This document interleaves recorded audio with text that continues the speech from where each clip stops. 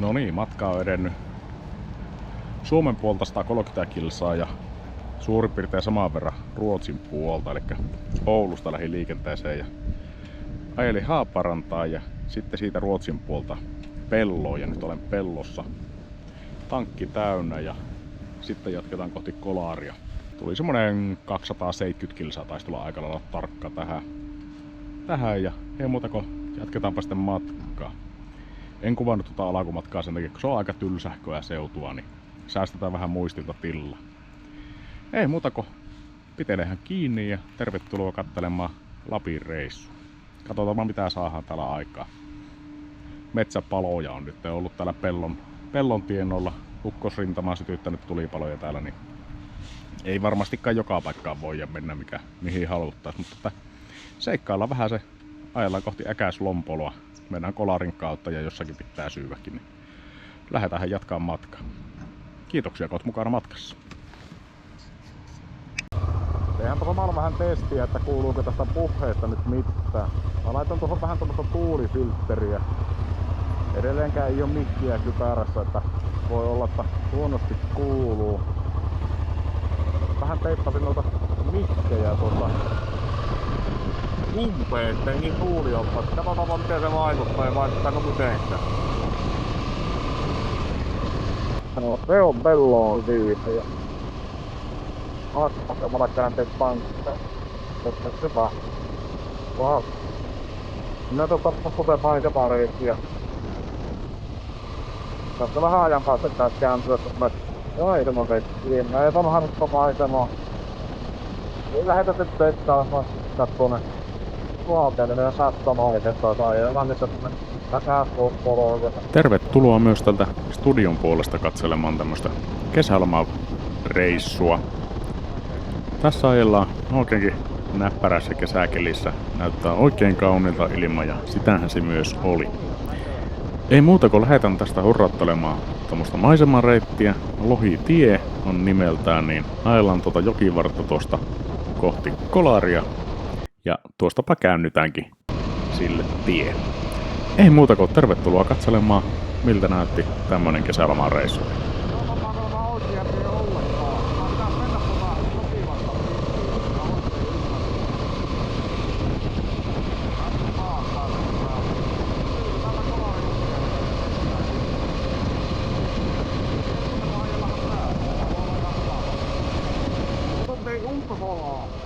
Se on lennää ja se on ulkona.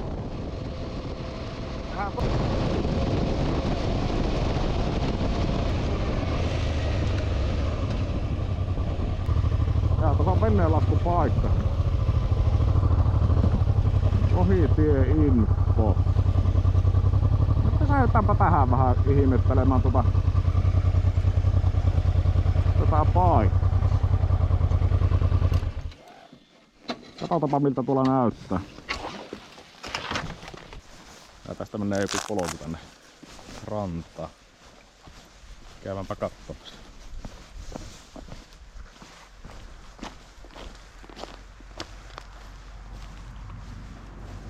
Sieltä saattais lohta nousta.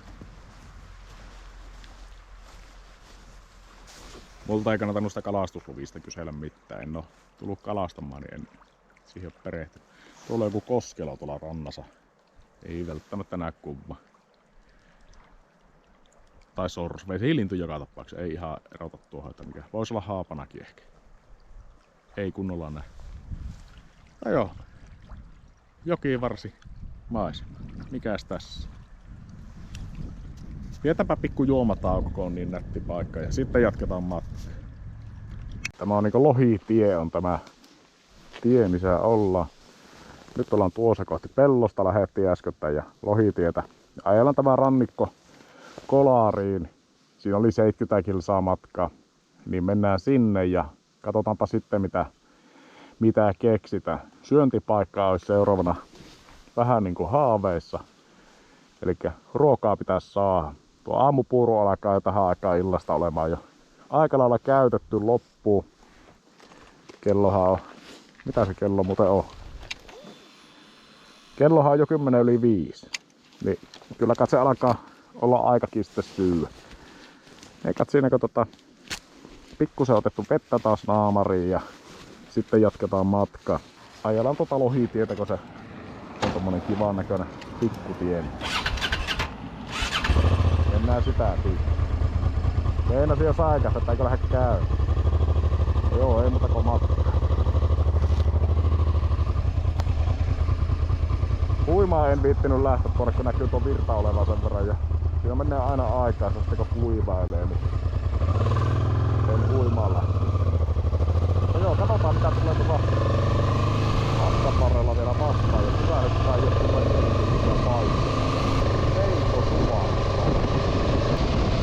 Ja eihän tuosta kuule mitään selvää tuosta puheesta, mitä yritän tuohon varsinkaan vauhissa selittää tuolle kameralle, niin täältäpä tulee sitten tekstitys ja sanotus täältä studion puolelta. Tuo on oikein mukava tie ajella. Ei ole mikään älyttömän tasainen asfalttitie tuossa, niin kuin kuvasta näkyy varmasti välillä. Ja mukava tuo oli kuitenkin ajella, semmonen mutkainen tie ja sai rauhaksellaan ajella siihen. Nyt on kova tekkuullekaan. Lähestyt apua vauhdittaa. Ja kuten mulla on ollut nyt monella videolla teemana, että aina on jotakin vastoinkäymistä, niin tällä reissulla sitten mopo alkoi temppuilla.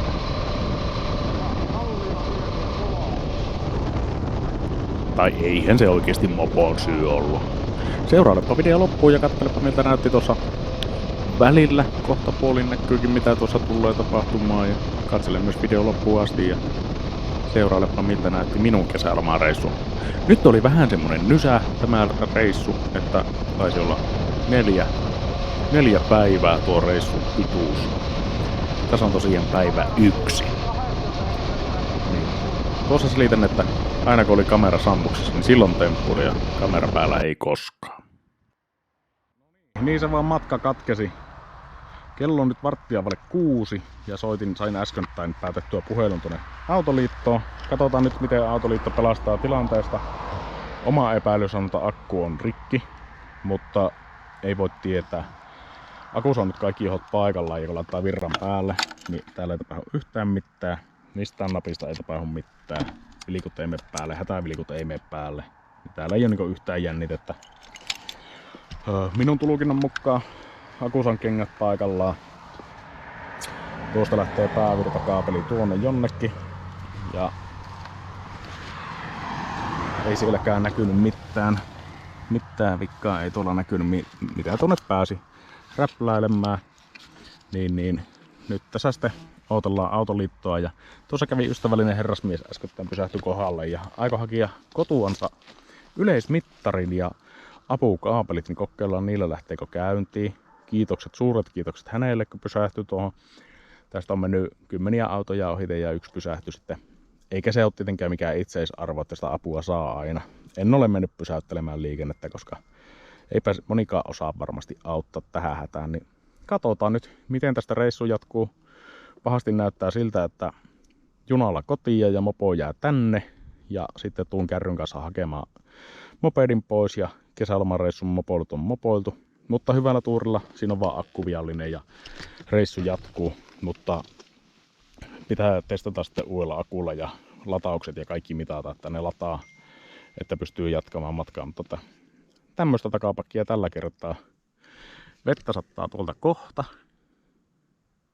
Ja henkilövahinkoja ei ole sattunut, niin toistaiseksi vielä kaikki hyvin. Mutta kunhan tuo vesisait tulee tuolta, niin saa nykästä sajehallarit päälle. Paarmatkin tuli ystäväksi tähän, niin ei tarvitse ihan yksin tässä olla. Mutta joo, tämmöistä se on tämä moottoripyöräseikkailu vanhemmillaan moppoilla. Akun olisin voinut vaihtaa tuohon, ainakin nyt niin jälkiviisaana, niin olisi voinut vaihtaa, mutta se on nyt vaihtamatta se akku. Ja se on semmoista. Ehkä saan sijaisauton alle Autoliitolta 3 päiväksi, niin voi olla, että käyn sitten sillä ajelemassa ja tutustumassa Lappiin. Toki ei ole mitään vaelluskamppeita niinkään mukana, kun lähtiin moporeissulle. Niin katsotaanpa, mitä tapahtuu. Ja milloin päästään perille ja millä päästään perille. No, junalla ainakin pääsee takaisin Ouluun. Ja sitten hakee se auto mopon pois. No niin, ystävällinen herrasmies tuli tuohon kaveriksi ja apuvirralla saatiin mopo käyntiin. Ja Mopohan käy siinä ja otetaanpa miinuskaapeli irti, niin se sammuu saman tien, niin siinä on moposau akku rikki. Homma selvisi, Autoliitto tulee varmaan hinnaamaan vielä mopon pois ja hyvällä tuurilla kolarista löytyy tähän akku, niin saadaan vielä matkan jatkumaan. Katsotaanpa miten meidän käy. Kello on 18.33 ja Autoliitto pelasti homma ja ei muuta kuin mopo kyytiin ja lähdetään katsomaan löytyisikö akkua siihen. Harrikkamiehet kuulemma kehuu tätä traileria hyväksi. En tiedä miksi Harrikan nimenomaan. No niin, akku löytyi paikallisesta Fixus-liikkeestä. Saadaan akku paikalle ja matka toivottavasti jatkuu. Fixus, merkillisen reilu. Tuli ilta-aikaa vielä paikan päälle antamaan akuun tähän ja hintaa vielä neuvottelematta. Eiköhän me siitä saa sopua aikaa. Matka jatkuu. Fixusissa ollaan niin Jarmo Pudas KY. Se on tämä paikka. Eikä ole maksettu mainos millään muotoa. Maksan akusta sen hinnan, minkä se pyytää. Ei ole paljon vaihtoehtoja tässä vaiheessa. Tänne ehdottomasti kyllä suuret suositukset ja kiitokset. Vapaa aikana lähti vielä antamaan meille akkuun ja löytyi just samanlainen akku tuohon paikalle, mikä olikin tuolla paikalla. Laitettiin mopo käyntiin, mopo käy. Vielä mitataan latausjännite sitä. Varmistetaan tuolla uudella akulla, että kaikki selvät, niin voidaan sitä jatkaa seikkailuja. Mutta tämmöstä operaatiota tällä kertaa. Eipä hätää, ei huolta huomisesta.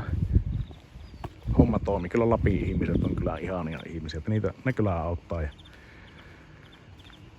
tosi hienoa toimintaa, kyllä. Erittäin iso kiitos kyllä hinausporukalle. Laitetaan tähän videolle, mikä oli tämä hinausyritys ja mainitaan tämä liike vielä erikseen. Moperi on saatu kuntoon. Suuret kiitokset Fixus-myymälälle. Mulla unohtuu sen nimi aina. Olikohan tämä joku Tunturi-Lapin auto? Eikö Tunturi-Lapin hinaus oli tuo, joka toi tänne Autoliiton kautta. Todella suuret kiitokset hänelle. Erinomaista palvelua. Ei voi mitenkään haukkua, ei missään nimessä, aivan viimeisen päälle. Sitten laitetaan mopedi vielä käyntiin. Ja nyt mulla on siellä latausmittari. Ostin sen tuosta samalla, niin näkee tuon latauksen, niin voi seurata sitä. Ei muuta kuin kohti Äkäslompoloa. Ollaan tietenkin kaikki trippimittarit tuossa, mutta ei haittaa. Jarmo Pudas KY. Laitetaanpa itse asiassa tuo navigaattori tuohon päälle. Niin lähdetään seikkailemaan kohti Äkäslompoloa. Pysyhän matkassa mukaan.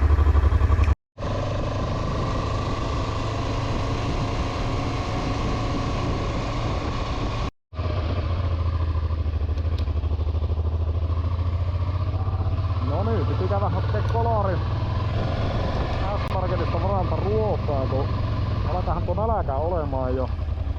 Kellokin on 9. Niin piti varmistaa, että vaan jotakin evästä. Alkaa olla aika kovaa nälkä jo. No se on vaan jännä jotenkin se tuuro, niin sanotaan, että se pitää hyvin nälkää, mutta kyllä se aamupuuro alkaa oikeesti olla jo syöty. Pikkuhiljaa alkaa olla ne kaikki energiat sitä lämmitellä. No joo, nyt hurraatellaan sitten kohti lämpää ja majoitusta ja tänä iltana ei oikeastaan muuta tehdäkään, kun mennään siis seurataan lattausta sen aikaa kun ajellaan Suomeen ja 14 taas näyttää nyt lattaa olevan, niin ei oo hättää ainakaan vielä. Mutta niin tämä ollaan reissussa, niin kaikkea voi tapahtua. Keskitytään niihin positiivisiin asioihin ja siihen, että yksi, ei kaastu, kun ei oo saanut vielä vettä, ei oo sattunut vahinkoja, on hyvä keli. Niin käsi, eihän se muuta tarvitse. No sitähän minäkin, että eihän Hondassa voi olla vikkaa. Ja eihän siinä Hondassa ollutkaan vikkaa, että Hondassa oli vaan viallinen akku paikalla. Ja siinä olisi uusi XD-akku laitettu paikalle ja matkasta jatkuu ja hyvin vaikuttaisi mopopelittävä, eli akku hajosi kerrasta. Tahtoo olla tuommoisia nuo akut, varsinkin moottoripyörissä, kun se tärinä on niin suurta, niin liekkö siellä sitten kennosta joku irtoaa tai tulee joku kenno-oikosulku sen myötä. Elikkä akku vaihtamalla homma kuntoon. Mitattiin lataukset ja lataus oli hyvä siinä ja ostin sitten mukaan tommosen USB-pistokkiin. Maisema näytti aika täydelliseltä tuolla illalla ajella ja myöhäiseksihän se meni tuo saapuminen tuonne kohteeseen, mutta eipä siinä. Lomallahan ei pitäisi olla mihinkään kiire. Tämä tie on tämmönen mukava ja mutkitteleva mukava tie. Hurruutella, niin ei muuta kuin hurruutellaanhan kohti majapaikkaa ja laitetaan tuohon loppuun vielä vähän tulevilta reissuilta, reissupäiviltä klippejä tuossa, niin saatte siitä kärpäsen katsoa sitten seuraavatkin videot. Ei mitään, kiitoksia kun katselit tämän videon. Katsele myös tulevat videot tuosta ja pysy reissussa mukaan. Tykkäykset, kommentit, jakamiset, kaikki on sallittuja ja jos näkyy joku puute tai joku vika tässä, niin ei muuta kuin laitahan mainintaa siitäkin. Ja hyvät asiatkin saa nostaa esiin. Kiitoksia kun olet taas reissussa mukana.